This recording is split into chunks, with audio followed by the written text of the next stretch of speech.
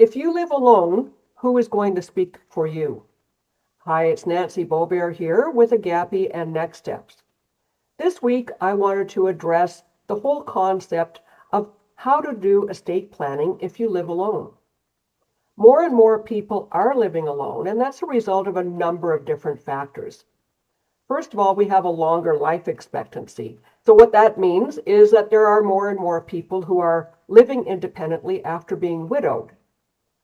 There's also a larger number of people who are choosing to never marry, who are on their own. A lot of these people also don't have any children.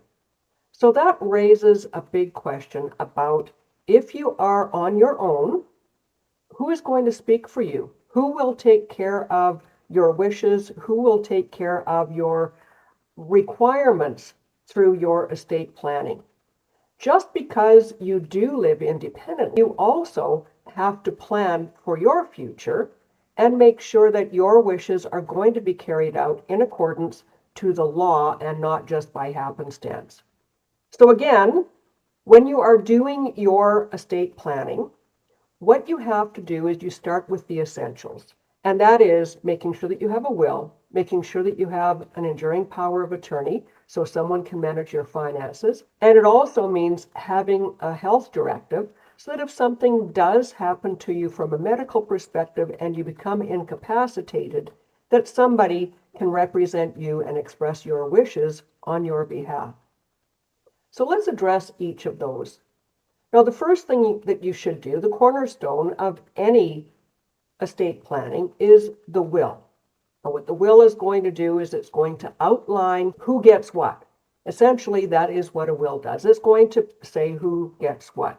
Now, there are people who do have children who are living alone. So you want to make sure that you have allocated in your will who gets what in that document so that there's no question and no fighting. You also need to name an executor. That's somebody who is going to administer your will and make sure that all the debts are paid, all the taxes are paid, and that the proceeds of the will get distributed accordingly. But what happens before you die? Before you die, you do need other documents in place. You need a medical directive. It's called different things in different jurisdictions, but essentially what it is it's going to be a legal document that outlines what your wishes are if you can't speak for yourself, and it names somebody you trust to make those decisions on your behalf. That's going to help in a number of ways. First of all, it's going to ensure that the medical profession isn't left making decisions that maybe you wouldn't want to be made if you're incapacitated. It also will help absolve the person who is named, your family member, whoever it is, from any feelings of guilt if they do have to make some of those hard decisions on what treatments you're to receive, or if you're even going to be kept alive. There's a lot of guilt that goes with making those decisions from a family or a friend who's been named, but following your wishes ensures that they are doing what you wanted and not allowing their own emotions to cloud their judgment. The other thing that is very critical to have is that enduring power of attorney. Now, that takes care of your financial matters if you become incapacitated. It's very important if something happens to you, whether by accident or by illness, and you lose the capability to manage your own affairs, that somebody responsible who you trust has been named and is able legally to step in with your financial institutions, make sure that bills are getting paid and things are being taken care of.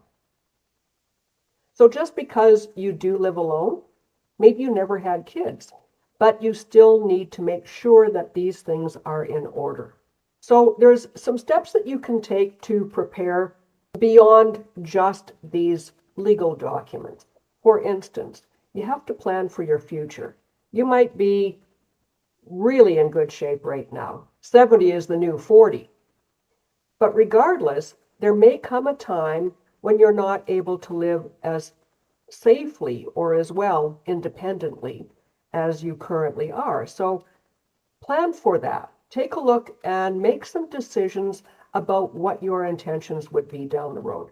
If you live in your own home, can that home be retrofitted for the future if you needed to stay in there if you had mobility issues, for instance? Or do you live in a multi-story home and the stairs would make it impossible? Do you need to downsize? What kind of a community are you going to want to live in? Would it be important for you to live in a seniors facility that perhaps still gives you your independence and your autonomy, but it also is a community where you can engage and socialize? There's also supported living options. Those are the options where you can live and you will get meals and light housekeeping done on your behalf. And then, of course, you should also plan for the eventuality in case you do end up requiring long-term care. These are all things that we all need to be aware of. But as a solo ager, it's ultimately important that you have planned ahead because you don't have that immediate support network of a spouse or children. So when you're planning for this, bring in your community. I like to call it creating a circle of friends. Now, what that means is that you're going to bring people who you trust. It might be a relative, it might be a niece or a nephew or a cousin, it might be somebody else who you trust to make those decisions and to administer things on your behalf. The biggest thing is just make sure you do it. If you don't do it, things are going to be a legal nightmare. There's going to be chaos and confusion and emotional upset for everybody that is close to you. On my website this week, in the article that I posted, I go into a little bit more detail and I give a little bit more examples. Please hop over there and check. Also, as a certified executor advisor, I do help people create these plans. If you don't know where to start, check out my shop page and give me a call. I'll help you find the place to start. Thanks very much for joining me. I look forward to sharing more with you next week. Bye for now.